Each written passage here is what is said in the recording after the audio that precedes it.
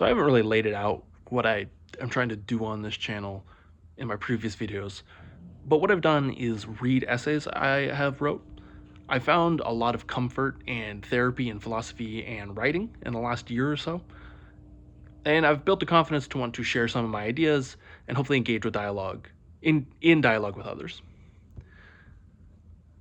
So, today's essay is going to be why I am an atheist. Religion is a really big deal and it's an interesting topic. It attempts to answer the deepest questions we have about life. Why is there something rather than nothing? Why does suffering exist? But the religious claims to me, some don't seem coherent and others just don't seem consistent with reality, to me. Now, I'm not a religion hater. I can see what kind of fruits religion can bring for certain people and communities. There is beauty in religion where the art and the stories and what it can do for people, I can truly appreciate that. However, it doesn't mean I believe in it. And what I'm going to do today is offer why I don't believe in a God, why I'm an atheist. So I'll begin. The theistic claims posited by those on earth give me confidence to call myself an atheist. That being the rejection of a deity, especially one that has human qualities. With near certainty, I can object to the existence of all gods from Zeus to Yahweh. I will outline my disagreements with theistic claims against the Abrahamic religions primarily. As a 21st century American, those are the ones that have the most impact on me. More broadly, though, I like to call myself an agnostic, as God concepts like deism and pantheism are both coherent and seem to be consistent with the reality I experience, the natural world. It would be foolish to outright deny all God concepts while we live in an infinite universe, and I am only an ape after all. To support my position and claim of atheism, I will posit 3 different arguments, all being evidential in nature.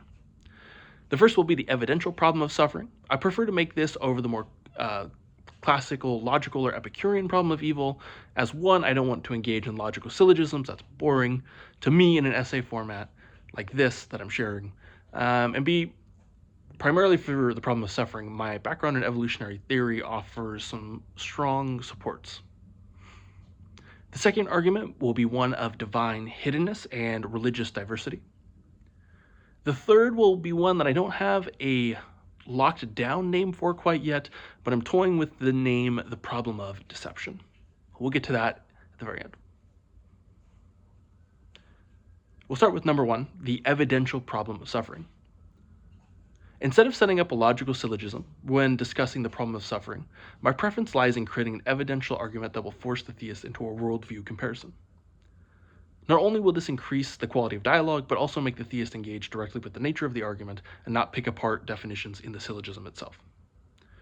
Calling it the problem of suffering in place of the problem of evil also opens up the argument to natural disasters and suffering, not only situations where it's imposed by humans.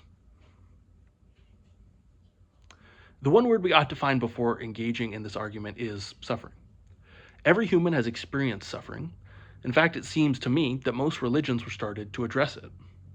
We can define suffering as the experience of unpleasant and adverse physical or mental states, typically associated with something like pain. Now that I hopefully have crafted a strong background of what I am going to discuss, let's talk about suffering. I got crazy allergies. I do apologize for the sniffles. It's funny when the sniffles pops up in the subtitles.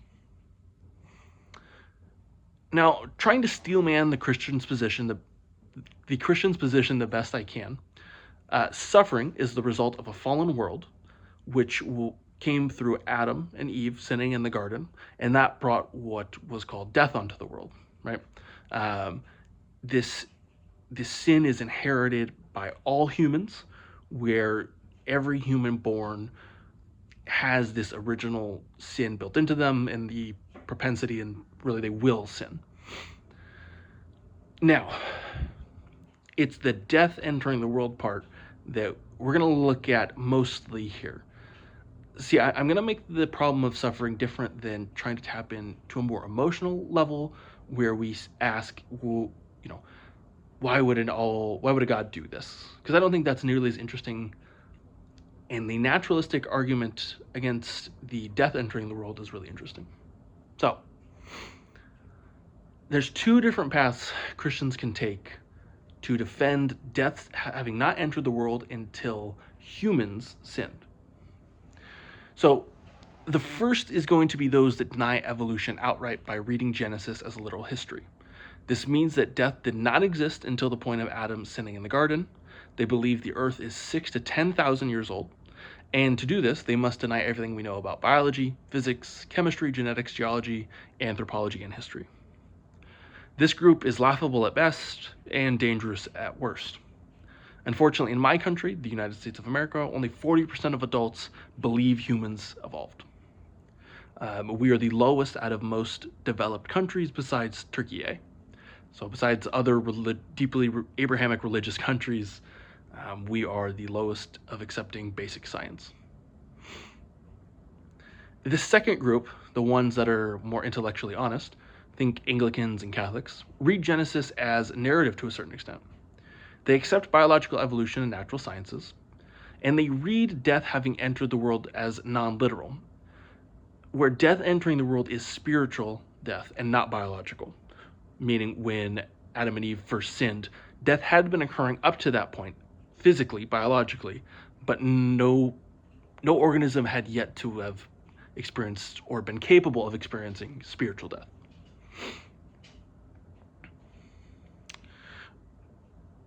So when sapiens finally evolved, they were given souls, or ever how that process would have worked, taking the Christian view, and they sinned. Now, we know that for approximately 4.x years, life has been evolving on Earth. Evolution is a process that necessitates death and is typically preceded by some sort of suffering. We've all watched Natural Geographic, BBC, PBS nature documentaries with David Attenborough.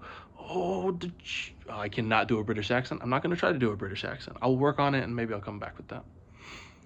Back to here. Okay. Granted, we do not see animals in the fossil record that seem capable of pain, which is the common prerequisite for suffering. We don't see these animals until about 600 million years ago. So I will accept that maybe suffering didn't exist for the first 3.4 billion years, as there was nothing to suffer, essentially. Unless you're maybe a pantheist, panpsychist.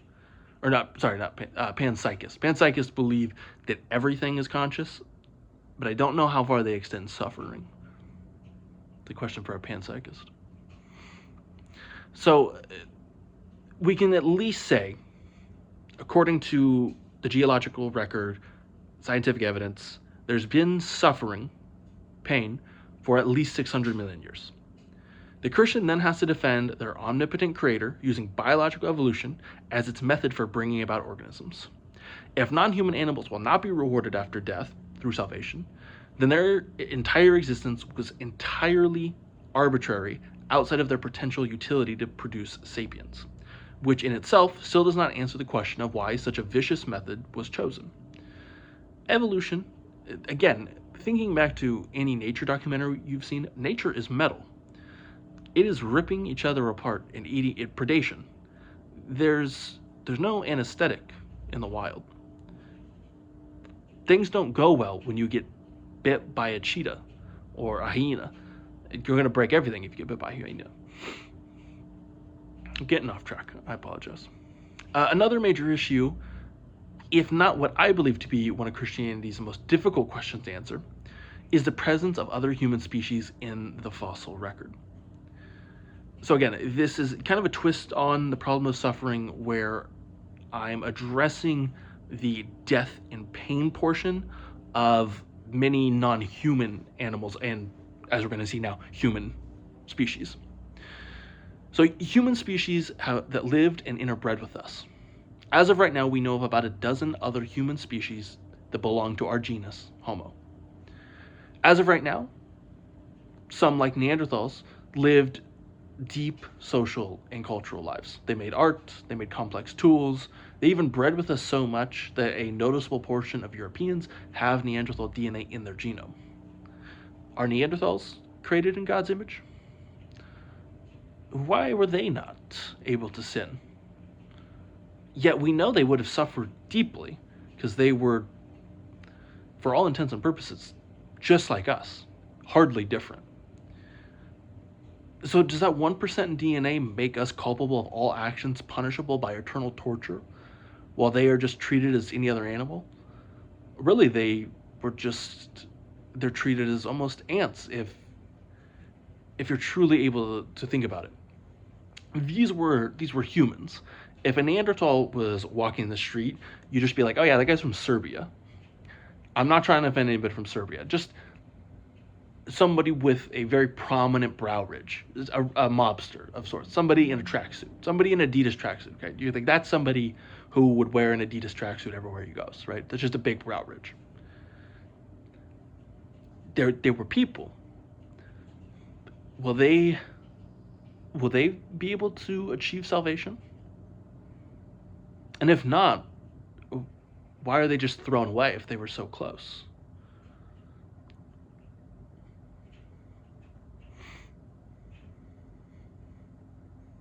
All of these other human species make Christianity both ambiguous and arbitrary. Speciation, the process of a new species arising from another, is entirely arbitrary. We draw those lines of what a new species is. There would have been populations of very archaic proto-sapiens that were much more like our ancestral species, Homo heidelbergensis, than they are to us. Did they have souls? Which poor sapiens walking around that forest were unlucky enough to have the creator of the universe choose them to be the first one to have souls and potentially experience spiritual death, which could lead to eternal torment, depending on which view of hell the theist is coming from? The goal of this argument is to make a determination of which explanation is more in line with reality. Under atheism, which in this context I will conflate with physicalism, the problem of suffering is answered through acknowledging the benefit for organisms to suffer. Once the first animals left their tether to the seafloor and began engaging with each other, they found that movement was helpful in certain situations. It was evolutionarily advantageous to take action and get away from another creature if you are experiencing pain. If you're able to feel incoming pain and act to reduce it, your chances of passing on genes will be higher. Organisms that had no ability to detect pain and flee predation died out. And this is not to say that Christianity and other religions cannot offer powerful answers to suffering that give people hope to continue on, just that the explanation does not match what we experience in reality. If the purpose of evolution from any deity was to bring about humans, why? Why necessitate so much death and suffering? And in this case, the young earth creationist answer almost is more consistent with their explanation. However, it's foolish to take that position because of how disaligned it is from what we know about reality. Right? Yeah, to be a young earth creationist, you have to deny everything about science and history and archaeology and anthropology. It's untenable. It's foolish. It's not that I want to be careful when I reference science deniers to not be disparaging, because I know they don't choose actively to believe that. It just makes other people's lives worse, which is why I think why I can become disparaging to people who hold those beliefs, because it does truly affect others. But we must remember they're not choosing to believe that way. The way to fight that was with education, what we're doing here. Okay. I don't love the way that one turned out. I think I could work on that one a little bit, but there it was. Okay. Number 2, divine hiddenness and high religious predictability. What I mean by high religious predictability is, depending on where you're born, we can pretty accurately predict what religion you will be. I'll touch on that more. Divine hiddenness and religious diversity are two separate arguments that I will synthesize into one. Divine hiddenness asks how there can be earnest, non-resistant non-believers if a personal omnipotent deity exists. These are people who are open to the idea of a god, some actively thirsting for an experience of one, who are unable to believe in the concept. If we were to exist in a world governed by an omnipotent creator that requires belief for salvation, and this deity wants as many people saved as possible, we ought to expect people who exert honest effort to know and reach this deity would be successful in doing so.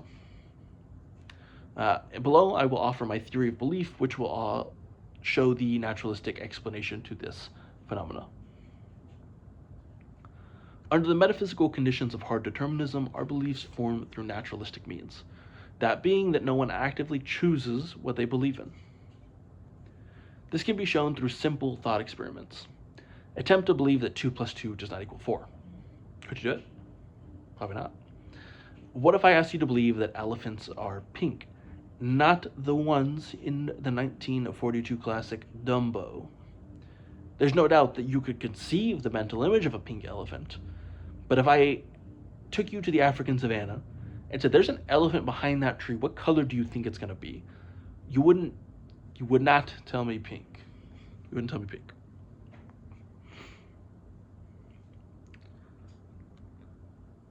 Our beliefs form around us through naturalistic means. Now, I'm not denying cognition or consciousness, but rather arguing that it can only be explained through the lens of all previous events. My thoughts come into my conscious experience in the same manner as a barking from a dog would down the street. My thoughts could be consistent with my previous thoughts, but I am unable to account for why they are there without acknowledging the culmination of all previous events. My mental states, what I experience, are the effect of brain states, and my brain states is physiological, biological stuff, and that has just been perpetuated for 4 billion years. Again, this is free will skepticism kind of co-opted in, and I've talked about that in previous videos, but those thought experiments in particular, to me, show that you don't choose what to think, you don't choose what to believe. They can be consistent, there can be a pattern to your beliefs and thoughts, but you're not actively the source or choosing them. It's going to happen to you. So if we don't actively choose our beliefs, could we rationalize and justify the doctrines of Christianity, Islam, and Judaism? Those doctrines being, if someone is ultimately not the direct source of their beliefs, can their punishment for non-belief be justified? The assumption I take is many would disagree, as it would be the same as punishing a hurricane for doing hurricane things. It's just another naturalistic response. There's a few ways the theist could respond. The first would be to not deny my metaphysics outright. Specifically, I wish I could speak. I really do wish I could speak. Specifically, my view on causality. That being that hard determinism or free will skepticism in general. Though I have yet to be presented with a counter-argument that posits a theory of causality that seems consistent with the natural world. If the effects are not contingent on previous causes and are instead random, does that really leave room for any top-down control? I think not. A random universe would be even more detrimental to a theistic view than a determined one. Another way the theists could respond is through scripture, and in particular, this theism will be Christianity. Paul, who wrote Paul's letters, and this time I'm going to be talking in Romans, writes that humans have knowledge or God's morality written onto their hearts.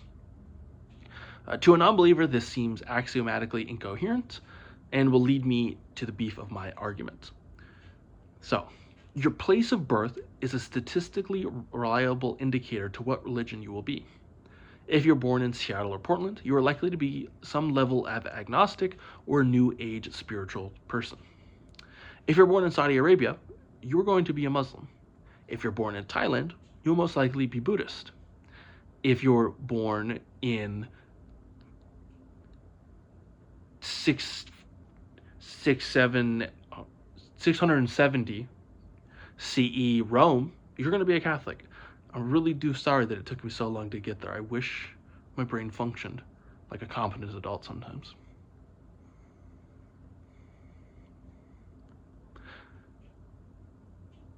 Now, this is not an example of the genetic fallacy. The beliefs of these people are not incorrect because of where they're born, but rather the statistical reliability of religious belief based on where you were born. This lowers the chance that any of these religions are true.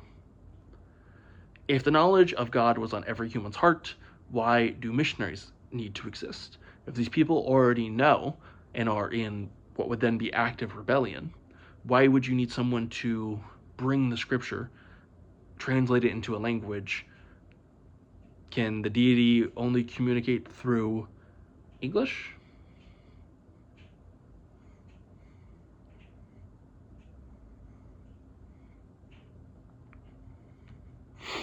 We now see again the naturalistic explanation for our reality is far more consistent than the claims of religion. Under a naturalistic explanation of religion, different people groups develop specific belief and faith systems that are subject to the same flux as the physical beings perpetuating it. The first religions were animistic, where spirits exist everywhere in the forest. We still see many indigenous people groups engage in these animistic rituals and beliefs, surviving for many, many thousands of years.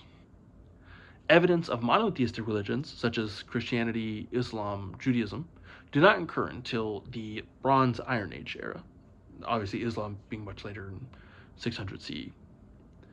This would mean that Homo sapiens existed for 290,000 years before the personal God we hear so much about started to attempt contact of its creation.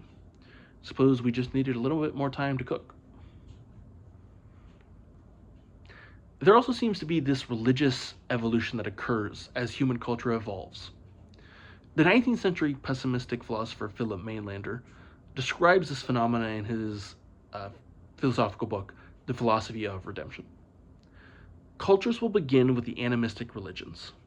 They will then move to polytheistic religions, where the gods become powerful yet remain human qualities.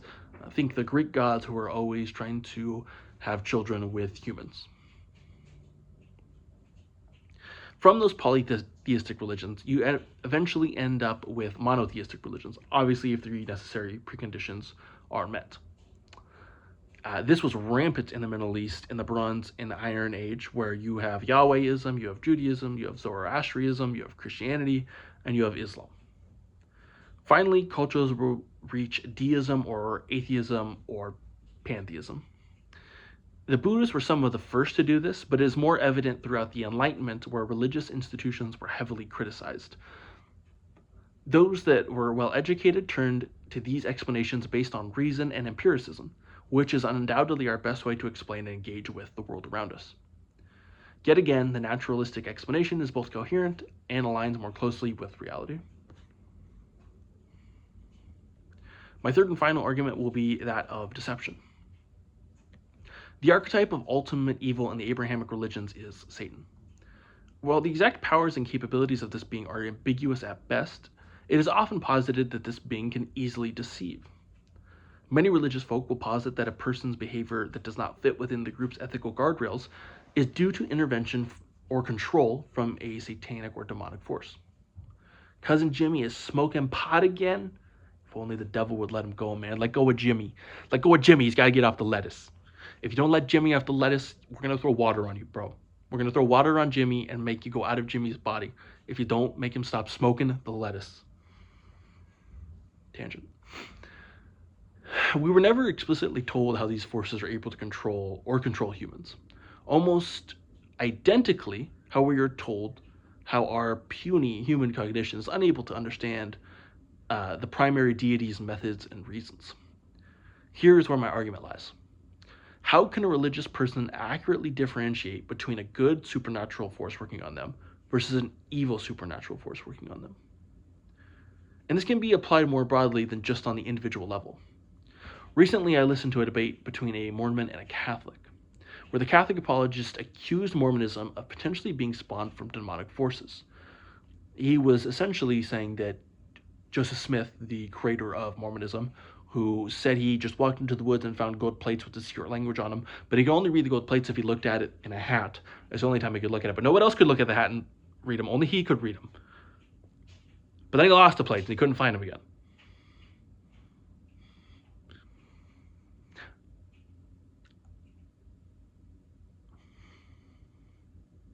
Why take all this time to deceive people individually when you could take entire swaths of people on the path towards eternal damnation by altering the path to sanctification and not letting them drink coffee? Sorry, Mormons. Naturalistic explanations again triumph this demonic origin hypothesis by reducing the number of contingent assumptions, that being Occam's razor. Occam's razor is the philosophical method, I guess you would call it, where you have two differing explanations and you assume the one is true is the one that takes the fewest amount of assumptions. For me to assume that Mormonism was started by demonic forces takes far more assumptions than saying a dude made it up. Dudes are always making. I cap like crazy. I know dudes be capping. I don't cap a lot, and dudes be capping more than me.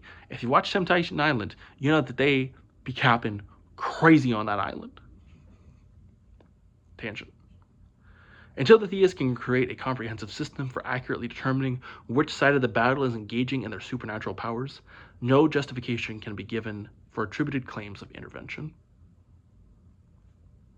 And that was my essay, Why I'm an Atheist. I didn't really do a lot of work to be done. I don't know if I really followed the arguments as deeply as I wanted to, especially the suffering one. I think I could add more to that. Or rather, I should have explained how evolution ties into the problem a little bit more. I don't know if that got as deep as I wanted it to. Apologize for the sniffles again, and I apologize for all the tangents. That's just unfortunately who I am. Actually, I won't apologize. That's just who I am. Have a good Thursday.